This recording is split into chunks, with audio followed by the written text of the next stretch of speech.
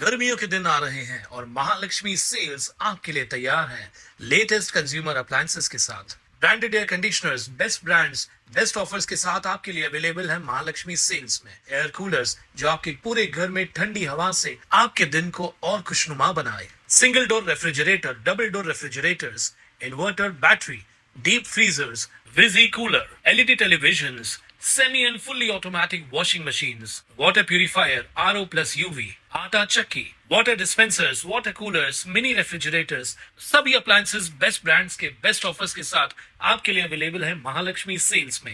प्रेम संबंधाच्या संशयावरून अंबरनाथच्या पालेगाव परिसरात तरुणाचं अपहरण करून जीवेठार मारण्याचा प्रयत्न झाल्याची धक्कादायक घटना समोर आली आहे। या हल्ल्यात ओम खोरे हा तरुण गंभीर जखमी झाला असून त्याच्यावर सध्या मुंबईच्या केएम रुग्णालयात उपचार सुरू आहेत। मंगळवारी रात्री 9 वाजण्याच्या सुमारास ओम खोरे हा तरुण जिम करण्यासाठी पालेगाव येथील सोल फिटनेस या ठिकाणी गेला होता।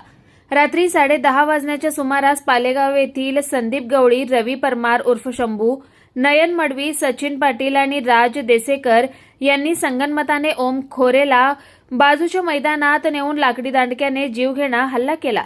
यात ओमच्या हाताला, पायावर, पाठीवर लाकडी दांडक्याने मारहाण केली आहे।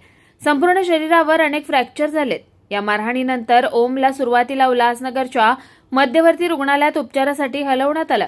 त्याची प्रकृती चिंताजनक असल्यानं मुंबईच्या केएम रुग्णालयात हलवण्यात आलंय। हे सर्व प्रकरण प्रेमसंबंधातून घडलं आहे। या घटनेनंतर अंबरनाथच्या शिवाजीनगर पोलीस ठाण्यात संदीप गवळीसह 4 जणांविरुद्ध हत्येचा प्रयत्न केल्याचा गुन्हा दाखल करण्यात आलाय। माझं नाव रवींद्र कातोर खोरे, माझा मुलगा ओम रवींद्र खोरे आज संध्याकाळी 9:30 वाजता जिमला गेले असताच त्याला जिममधून पकडून नेऊन अपहरण करून जीवे मारण्याचा प्रयत्न केला।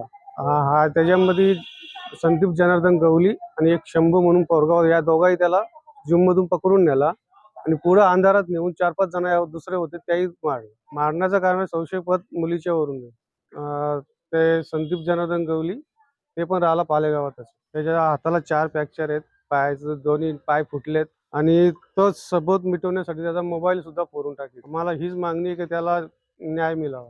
सध्या सर्व आरोपी हे फरार झाले असून त्यांचा शोध सुरू आहे। Bureau report, Swanand media, Ambarnath. ताज्या घडामोडींसाठी स्वानंद न्यूजला सबस्क्राईब करा आणि बेल आयकॉनवर क्लिक करा।